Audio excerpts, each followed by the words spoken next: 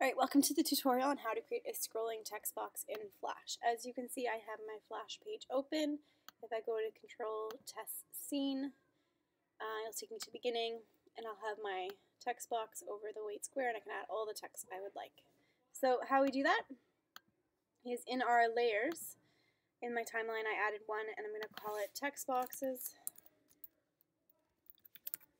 And then you're going to enter a keyframe that matches every one of your menus. You had a new menu for your shoe, the return, the balls.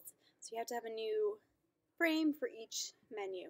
So I'm going to insert a keyframe at the beginning of each of my new slides.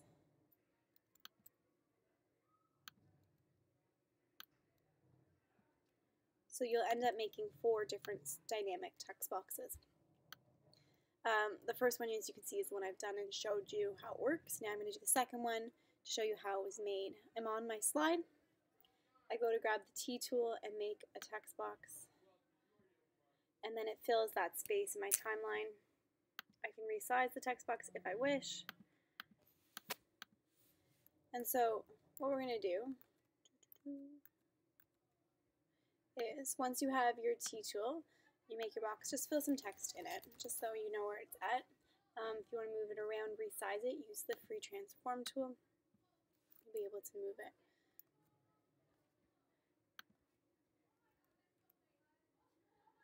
That's why the layer needs to be at the top, so that we can see it throughout the whole thing. And then what you're going to do is you're going to take your text box and resize it again, and then in your properties panel, just make the name work with what it is. So this is my shoes text box, because it's on the shoes page. And then instead of classic text, and then instead of static, you make it dynamic text. And then in behavior, which is underneath paragraph if you don't see it, change the behavior to multi-line. If you'll note, I could add lots and lots of text, and eventually my scroll bar will not magically appear. The next step I have to do is go to my component screen. So if I go to Window, Components, underneath User Interface, there's one called UI Scroll Bar.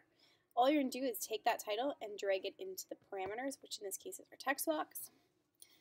And now if I were to copy and paste my text, just so you can see a large body of text, obviously you notice it keeps going. If I actually go now to save and test my scene, and let's go to the shoe link, here's your scroll bar and all your text that we just made. It's that easy. Enjoy.